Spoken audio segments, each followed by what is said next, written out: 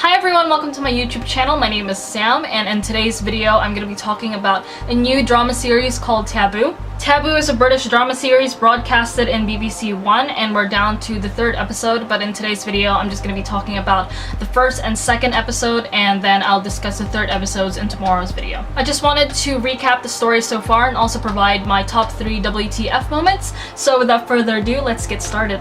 The first episode starts off very slow. It's almost like a literal introduction of all the characters. The whole story is based in the 1800s during the American and British War. It also takes place during the domination of the Honorable East India Company, who, if you search up their history, they're anything but honorable, but that's like an entirely different story of its own. From episodes 1 and 2, basically the story is James Delaney comes back from Africa after 12 years because his father died and he inherits a land called Nootka Sound. The location of Nootka is very strategic in that when the war comes to an end and the borders are drawn up, whoever owns Nootka Sound would have legal entitlement of the entire island of Vancouver, which is a gateway to China.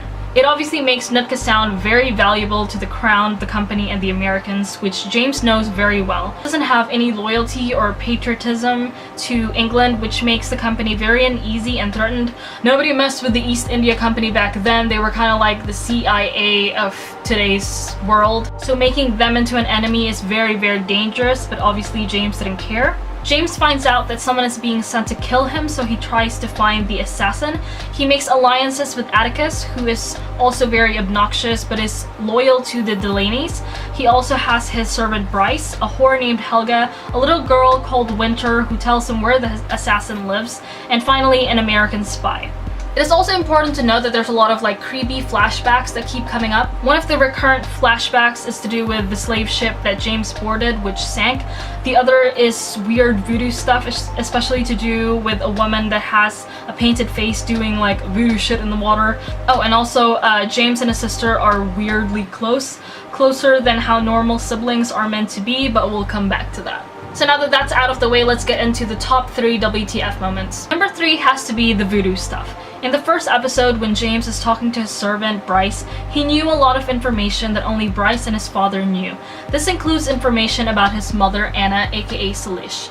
He knew his father bought her along with Nootka Sound, and he also knew that Nootka is actually his mother's tribe. When Bryce asked him about when his father told him, James said, when he lit his fires on the foreshore. James also chants a lot of voodoo stuff, and he also, does a lot of hand gestures to do with curses and all that weird voodoo things. He does it. We've seen him do it when they were burying his dad.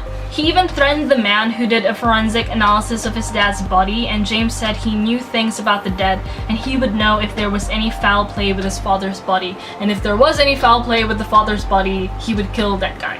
We find out that James's father himself was also involved in all that voodoo stuff when Bryce says that nothing James can say about his father would surprise him anymore, and he described him as half human in the end. He says that he would make deals with ghosts in the flames, and he would also speak in a language that was like ravens fighting. In addition to that, he would talk to James, and he would also talk to his wife in the flames. We also get flashbacks of the sinking slave ship, and at one point James even gets a weird vision of a dead slave in the morgue. We get more information during the meeting among the East India Company men when Mr. Pettifer, I think his name is, reads out the African report about James saying that he boarded a slave ship which sank and James was actually pronounced dead. And he says that's actually when the rumors began, and when you compile all the information together, it leads us to believe that something really sinister happened in that slave ship. I do know that with voodoo and with black magic, when you ask for something or when you're asking for a gift, there is some sort of human sacrifice that needs to be done in order for you to get what you want. It's not confirmed in this situation yet, but that is I feel like that's what the series is trying to insinuate. There's also reports of James eating the flesh of his enemies and all that weird cannibal report that goes alongside with the voodoo things. And let's not forget the bird symbol that keeps popping up. I've heard a lot of conspiracies about this whole bird thing, but nothing is too solid yet, so I'm not going to talk about it now. Number 2 has to be James's meeting with the East India Company. This has to be one of my favorite scenes. James was just such a badass in this scene. They're negotiating the sale of Nootka and really undermining James here, thinking that they could just buy him off with money or scare him with threats. It was until he spat in their face, not literally of course, and revealed that he knew exactly how valuable Nootka Sound is to the company, the crown, and the Americans. As soon as he mentioned the Americans, you can see the entire room shuffle as they were really uncomfortable. The High Sparrow, and I'm sorry to anyone who doesn't watch Game of Thrones, but I'm gonna refer to this guy as the High Sparrow. You can see he was so shocked and appalled. It was almost like a tantrum because he couldn't get his way. He was demanding loyalty from James, who of course couldn't care less. James also brings up the fact that he used to be under the High Sparrow and called him out by saying, "Conquest, rape, plunder. I studied your methods in your school and I know the evil that you do because I was once part of it." I feel like this is James's way of showing how he knows exactly how honorable the East India Company is and why they don't deserve any loyalty. They eventually offered James an envelope which would reveal how much money or land or something they were willing to give him in exchange for Nootka. However, James didn't even bother to open it, which drove the High Sparrow into a bigger tantrum. It was so hilarious though because he got so mad and James just kept his cool and just wishes them a good day and leaves. Number 1 shouldn't come as any surprise to anyone, and it's to do with the incest.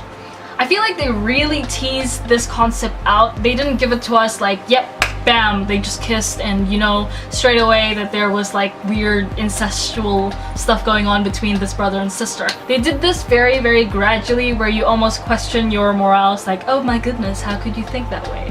In the very first episode, when James appeared out of nowhere in the church, you can see Zilpha's reaction. Zilpha is of course James's sister, and the lawyer just goes, "My God, is that your brother?" And that's how their relationship was initially introduced to us. But then later in the wake, when Zilpha and her husband were on their way out, James stops Zilpha and tells her that the one thing that Africa did not cure is that he still loves her. At the time when we really didn't know anything, no red flags went off with me. I thought that because it's just the start of the series and you don't really know much, I just thought that there was some weird family secret. Oh, well, there is a family secret, but it's just some weird family secret and that caused like a feud or something like that, and him going away, like he still loves his sister. You know what I mean? Like, incest wasn't the first thing that popped into my head. I feel like their scenes together do cause you some uneasiness, and you kind of question yourself like why you're feeling that way. But in their initial, like, you know, when they finally had contact, his use of the word cure was really, you know, suspicious to me. I'm just like, well, that's a really weird word to use. In the very end, we read Zilpha's letter to James, and this is where it started to get really weird because she starts talking about keeping secrets of the past buried regardless of what happens with the inheritance. But even there, like, the whole incest thing didn't click with me just because it could be anything that, like, you know, caused them like feud or something like that. I don't know. Incest just wasn't the first thing that like popped into my head when this whole thing was going on.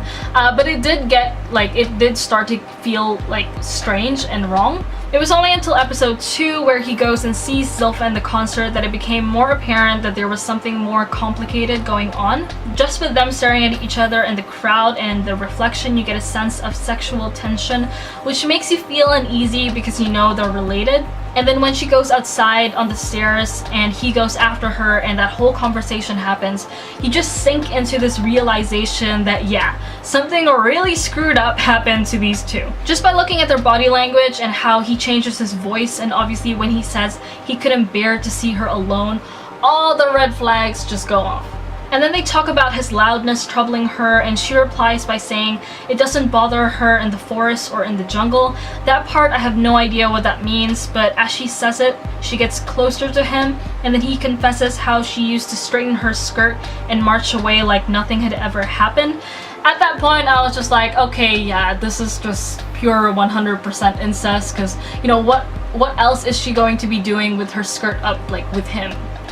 you know? My biggest theory with these two is that the little brother who was introduced in the first episode is actually their son. I say that because he was sent away and he didn't get anything from the inheritance, because if you recall when they were talking about just burning the will of the father, saying that he leaves everything to James, the lawyer then goes on and says that naturally the son would have more claim over the daughter because of God's law. Yet when they thought James was dead, the inheritance went straight to Zilpha, who was the sister, instead of the little brother. The little brother got absolutely nothing out of the entire deal. I don't even think that people knew like he existed.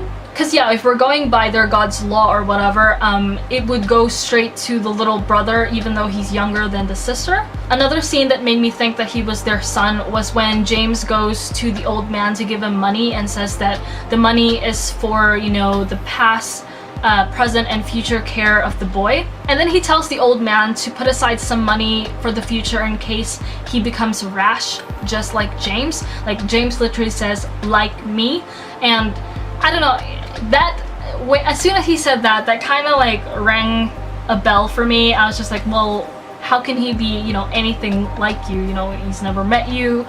You know what I mean? Like, you take after your parents, not your siblings. Alright, that's it for my top 3 WTF moments for episodes 1 and 2 of Taboo. I'm gonna be posting my episode 3 review very, very soon. I'll probably get it up by tomorrow, so please be sure to subscribe to my channel so that you don't miss out on that. Also, hit the like button if you enjoyed this video, and if you have any questions or anything like that, please put them down in the comments down below. I'd love to read them. I'd also love to read like your theories on what's going on in the series and stuff like that, so please leave me a comment down below. Thank you so much for watching, and I'll see you next time. Bye!